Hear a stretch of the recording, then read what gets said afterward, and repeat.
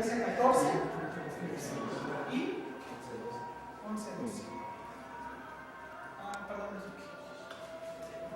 y 13 y aquí el nombre del profesor, con la profesora dijimos que era Mercedes Flores. Mercedes Flores. Mercedes Flores. Y Mercedes Flores. ¿Sí? Entonces, esa sería la consulta, el resultado de la consulta. Ahora bien, ¿qué hacemos con eso? Ya vimos cuántas filas tiene, en este caso cuántas filas serían 4. Entonces me va a hacer una tabla de 4. Recuerden que este es otro arreglo.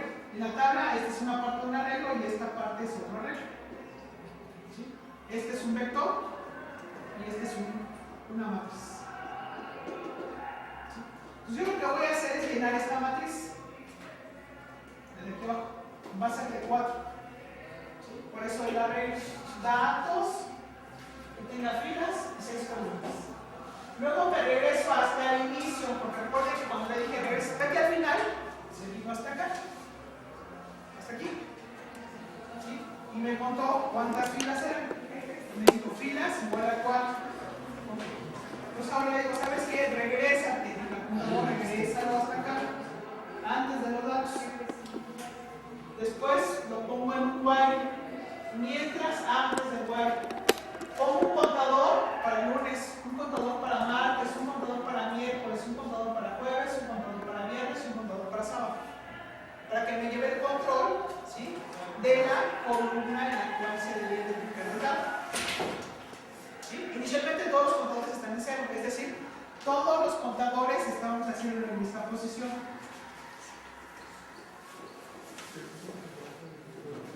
Todos están aquí. ¿Sí? Ok, ya me paso a hacer el recorrido de la tabla. Obtengo el dato día. ¿Sí? El campo 2, ¿sí?, fue el de día. Creo que me equivoqué. Estaba al revés. Bueno, obtengo esta variable. Obtengo la i, por ejemplo. ¿Sí? Obtiene la i y lo guarda en la variable día. Dijimos que día ahorita es igual a i. Obtengo el dato de hora. De acuerdo a ese orden, la hora era el tercero. Aquí yo me equivoqué cuando lo llené y acá. ¿Sí? Esta es la columna 1, esta es la columna 2, la columna 3 y esta es la columna 4. ¿Sí? Así es como debería estar.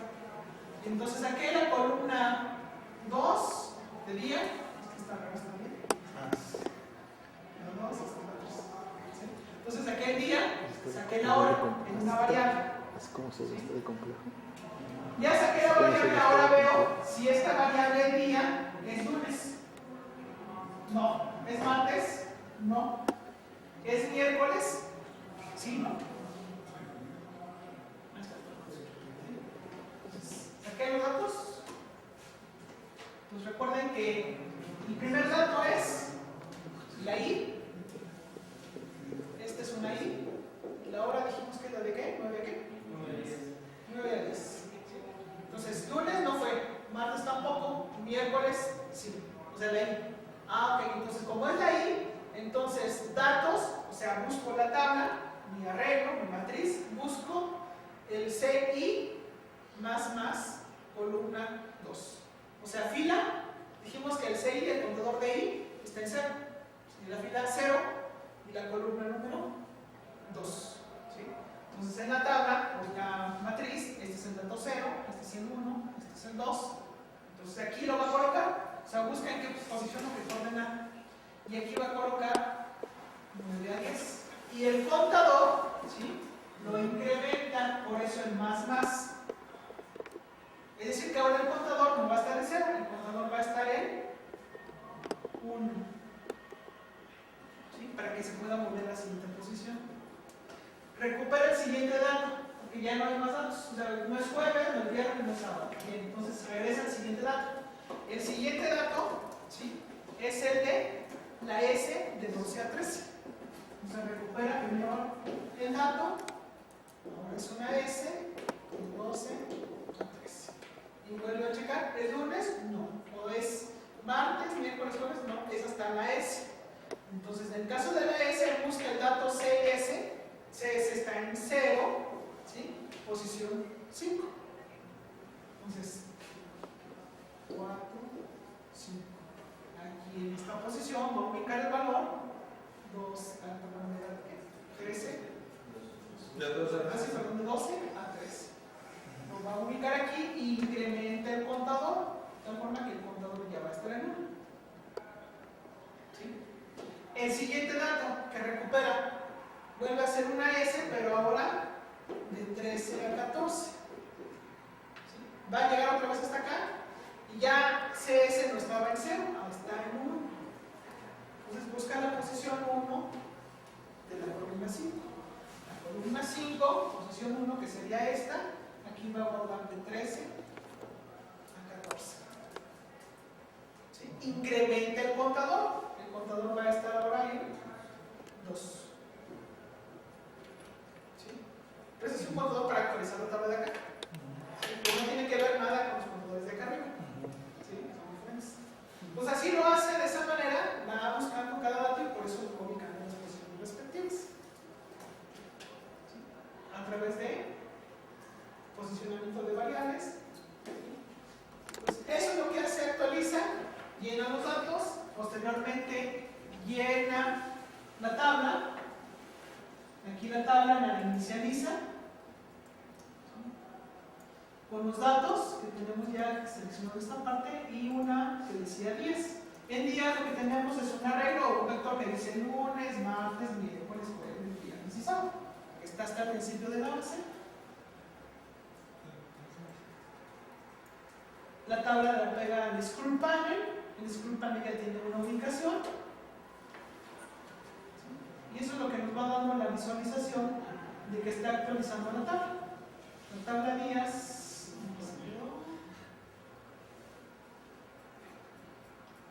Es mucho código, pero lunes, martes, miércoles, jueves, viernes, sábado.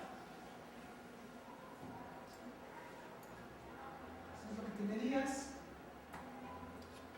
Es mucho código en cuanto a poner los objetos y ver qué está haciendo. Bueno, aquí hay datos de las. ¿Sí?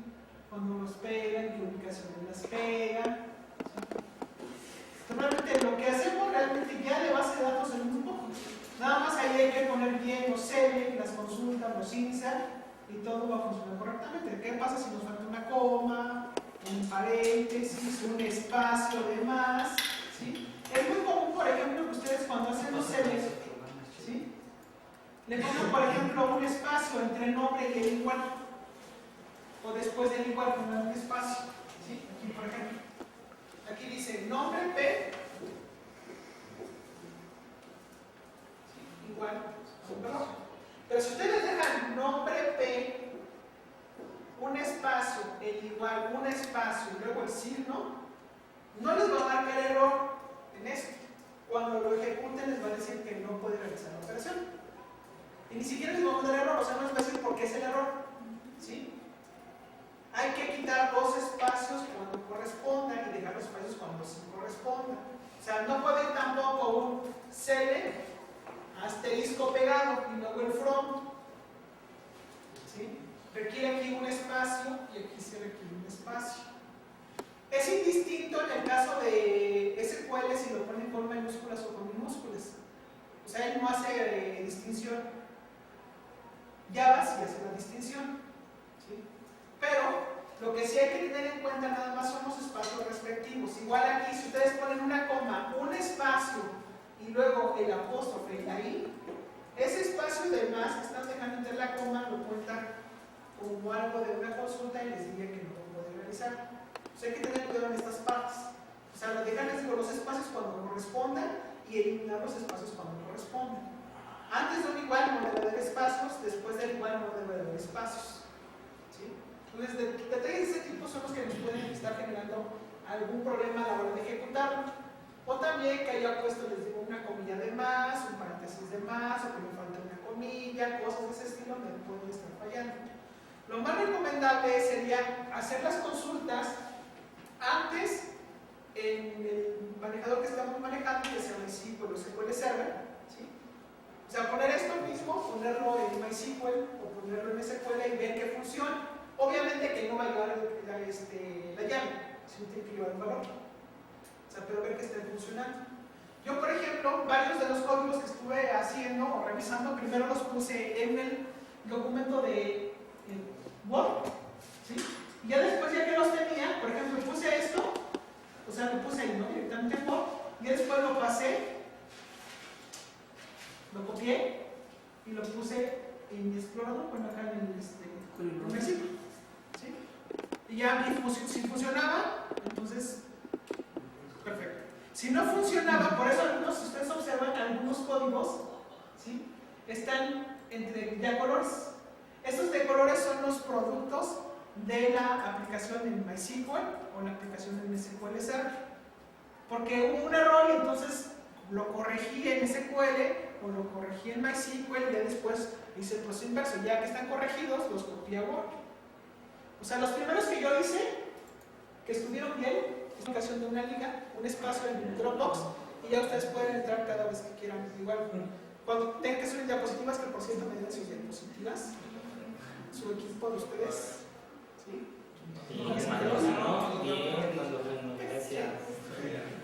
¿Me lo debe? ¿La de la discusión pasada? Sí. La subimos de ya Dropbox y mandamos la. O sea, en Dropbox ya tengo yo una carpeta que se llama taller paseos. Yo creo que nada más se lo pasé a. Creo que te lo pasé a ti, María. ¿No te pasé la dirección?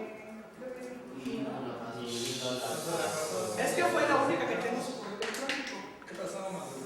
O sea, necesito que me envíen sus correos porque si no, no les permite. O sea, hay una parte en Dropbox que te dice que tú puedes ver la carpeta, pero no vas a verla y bajar lo que quieras, pero no puedes subir nada. Y la idea es que ustedes suban ahí sus cosas, sus diapositivas y también puedan bajar información. Pero para eso tengo que yo darles una invitación y ustedes puedan bajar y subir información. Sí, entonces ahí en esa parte vamos a tener todos los archivos. Ahorita les paso también el archivo donde viene la parte de máscaras para que vean un poquito más la parte referente a lo de máscaras ya con Java, y después vamos a hacer una programación en Java. Otra cosa importante también en algunos casos es tener la información como parte de la seguridad que tenemos dentro de una base de datos, es poder tener la información encriptada o cifrada, como gusten llamarlo. La encriptación o la cifración consiste en hacer que tengamos información que, aunque el usuario o las personas que tengan acceso vean la información, no la puedan entender. Hay ciertos manejadores de datos que ya manejan su encriptación. Es decir, yo puedo abrir la base. Ahorita, por ejemplo, todos entramos, vemos la base, vemos la tabla y veo toda la información. Si yo soy el administrador, pues a lo mejor puedo decir que yo tengo los permisos y tengo la confianza y tienen la confianza de que la información es privada. Pero puede entrar por error alguna otra persona que no sea el administrador, entrar a las bases y empezar a ver qué hay, ¿no? ¿Sí? Y pues esa información es confidencial. No debe de, o sea, si la ves, no la debes entender, porque tú no eres la persona adecuada. Entonces a veces hay que cifrar esta información. Aquí yo la veo y a lo mejor ahorita no entiendo qué es esto, ¿no? Pero si yo soy bueno programando, yo conozco las bases de datos, puedo a lo mejor interpretar lo que está aquí, encontrar información, piratear información. Entonces estás seguro. ¿Sí? Y les digo, la otra forma que tienen es que la base de datos o las tablas estén encriptadas. Se ocupa mucho en términos anglosajón y el cifrado se ocupa mucho en términos de español, ¿sí? Pero es casi el mismo concepto, ¿sí? Nada más que les digo, en español le ponen cifrado y en inglés encriptado o encriptación. ¿Sí? Encriptación. Entonces la base de datos se puede encriptar de tal forma que aunque yo entre y vea la información, no la entienda. Esa es parte de la seguridad que debe haber también en una base de datos.